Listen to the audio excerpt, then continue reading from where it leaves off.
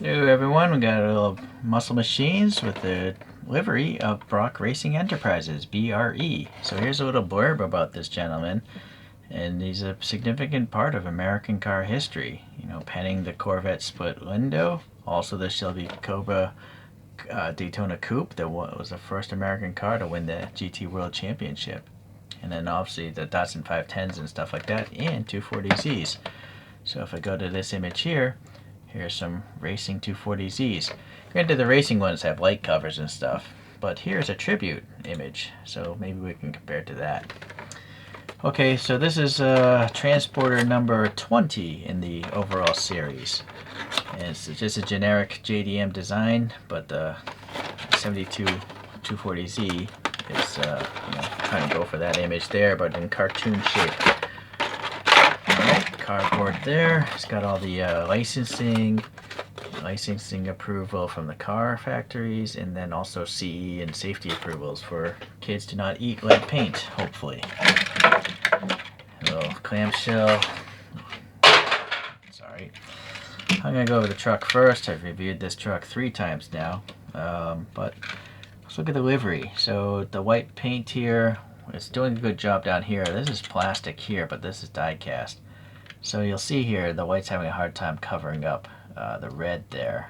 So I'm not sure why there's 2 different processes there instead of like 2 overlapping processes. But anyways, the printing is nice. It's all paint. These aren't decals. This is paint. So it's literally going in there. There's no air pockets behind the graphics. And this down here is black in color, red. It's got this cool like ramped up rake look to it. The wheels here are chromed on the lips, which is nice, and then just raw black plastic there. Chromed exhaust stack, and they go quite deep. They're hollow tubes, so impressive. There's no interiors on these things, and that's fine by me. These aren't expensive. No silver paint on the mirrors there. That's fine. This is black for this little sun shade there. Very blocky front end. This is nice. It has like printed on headlights that look kind of 3-dimensional, kind of like what Hot Wheels does. This might be the first one I've seen do this. Well, most of the other ones I think are just a flat color.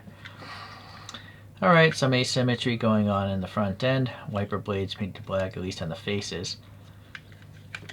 Okay, door handle detail looks good. Some rivets here, some steps there. This all looks fine. Some sort of tie-down D-rings molded into the back. Up here we have a mysteriously offset set of light pegs. I'm not sure why, but that's clear. I wish they had other details there to look like other lights. This is plastic, but that's painted well to look like tires. And then you do have chrome exhaust or something, because there's an engine there. Alright. And then you have a diamond plate. This is all just raw plastic. And then you slide it out, raw plastic, and that's how it tilts down. And that little T-shape aligns there. Just bumps, not sure why. There's a tow hitch also, not sure why. There's a red taillight on a silver painted base, and then orange for these reflectors is nice. I guess that's the area for the license plate. It's very narrow. And look at these crazy tires, right? Super staggered in height and width. And then it tells you the brand, sub-brand, the brand, this JDM flatbed, safety approval, some sort of code number there. And then, interesting, they have chrome fuel tanks, but they're totally invisible. They could have easily skipped that, I think, and saved some money, but I guess this is a nice touch. I suppose these are for a different type of packaging where they key in. And being a toy, it does roll. Okay. That's not the star of the show, though. We want to look at this. Let's see. So not a great deal deformation by Muscle Machines. It's different. The cabin is very squished, though. And definitely you have the staggered Hot Wheels type of tall tires in the back. But compared to like a Chorokyu, it's mildly deformed.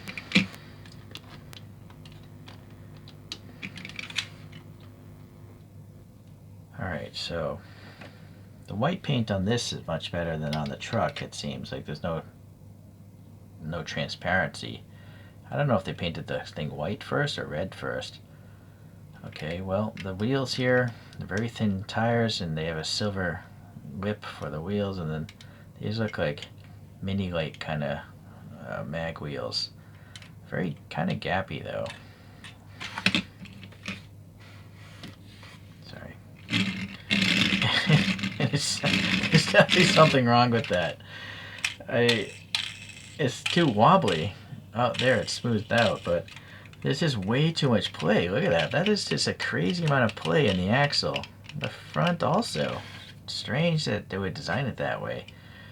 And also, these are really weird treads. They're just so modern looking, but this is a 1970s car, right? Alright, yeah, it's a 72. Anyways, it's nice that they add some silver paint here. And this is a separate piece, this whole exhaust system going to a yellow tip. You could unscrew it and do a wheel swap, I guess, but with no interior, not much else you can do. Yeah, these tires are weird. They're so modern and wide. They almost look like golf car tires or something. Okay, anyways, we got the white paint here, and then all this graphic work. Is it paint? It's got a weird texture to it. I don't know if this is paint or a decal. And then maybe it was a clear coated after? There's like these weird horizontal lines. I can't explain that. There's a bump for the lock, the door handle sticking out. The silver paint on the window molding looks good. There's even that little badge of a Datsun Z there. Maybe that's an antenna stub if I had to guess. The reflector is raised, painted well. This is a separate bumper here, separate piece of plastic. And then yeah, the exhaust tip is interesting. Yellow. Oh, I do see that on the real race car. But the real race car has two center pipes coming out there. This is a casting of other liveries, so this is meant to be a more normal street style car, not a specific to BRE racing. What I'm really liking though is the license plate text here. They printed something there, that's really cool. And also the taillights are very well printed, very good color separation. That's very crisply done. There's even silver on pretty much all the windows for the molding, which is nice. Then we have some grooves here. This is a separate piece. I assume in the future they're going to have one with a blower sticking out or something. But I much prefer this look. That bump there, again with the printing, looks good. I'm going to zoom in. I'm wondering, I doubt it's legible, but you never know. Whoa, that does say Datsun, right? That's crazy. That's totally unexpected. This is a toothpick, by the way. This is much smaller than the gap of your teeth. Alright, under this magnification you can see some defects and stuff, but under no magnification it's not so bad. I like how it has little mirrors. They're rigid though. They're not rubbery, so those could break off. And there's no paint on the backside, but a silver Sharpie would quickly address that. There's no silver paint in the headlights either, so that's unfortunate. But yeah, I guess you could just say it's a race car and they put a cover there. Okay, we do have some orange turn signals here, painted alright. We have a grille texture here. This is printed very well. Yeah, very nice. Plastic bumper again. The headlights. I wonder if maybe I could put some jewel beads there. Let me come back. So I have these white, clear jewel beads, and they look kind of cool in there. The problem is, the thing is domed, right? So you can really see like the air gap behind them. So you kind of have to flatten this out if you want the jewel beads to work better. So I have this tiny little pin vise, and I'm gonna just try to center this as best I can, and try to start a pilot hole. So just slowly drill into this thing. Luckily diecast metal isn't a tough metal, so it's easy to manipulate.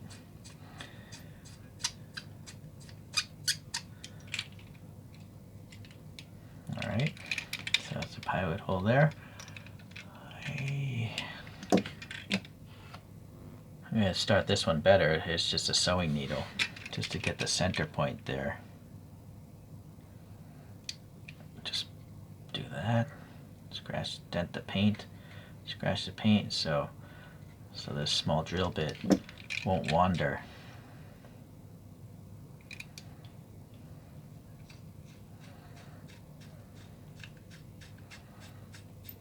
You don't want to press too hard. A .8 drill bit is quite brittle. It'll break very easily. I've broken many.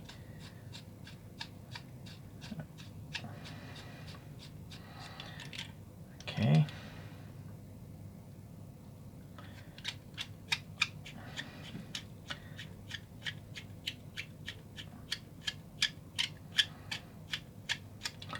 Alright, so I have those two things.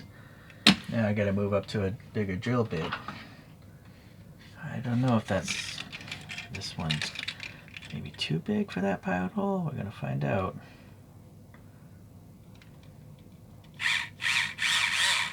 It wandered. No.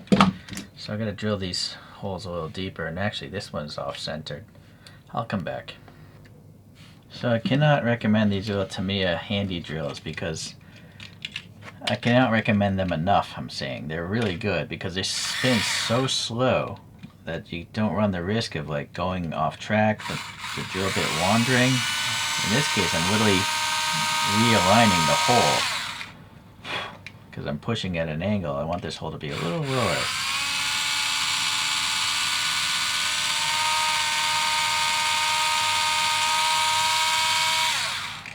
Right? So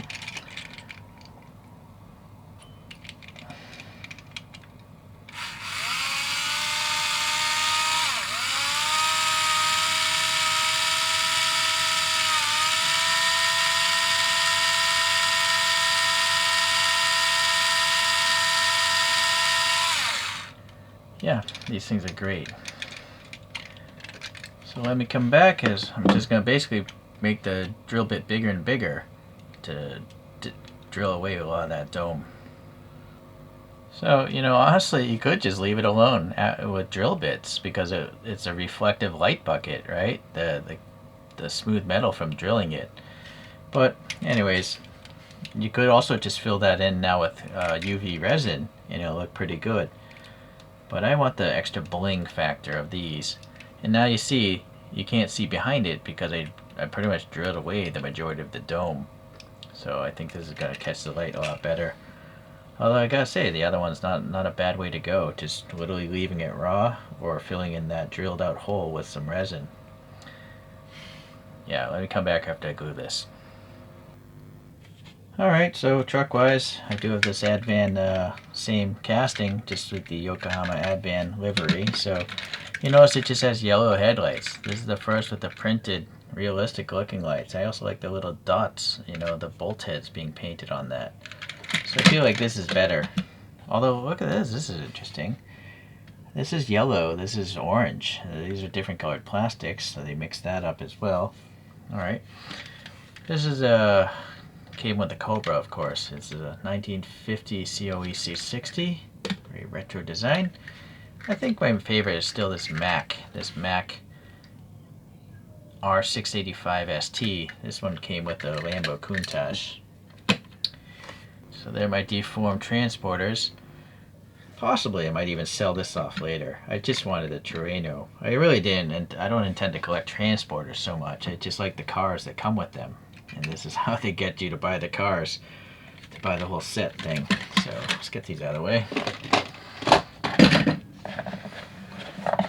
Let me get some, here's the jewel beads.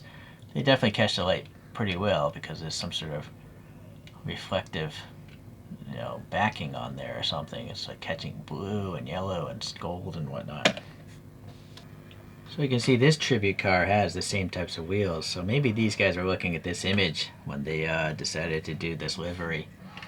Here's a more normal looking one with still pretty cool looking wheels, two-tone wheels. And this one has a lot of extra printing on it. So it's like a street style one. Here's the first Muscle Machines I think I got, the Silhouette Skyline.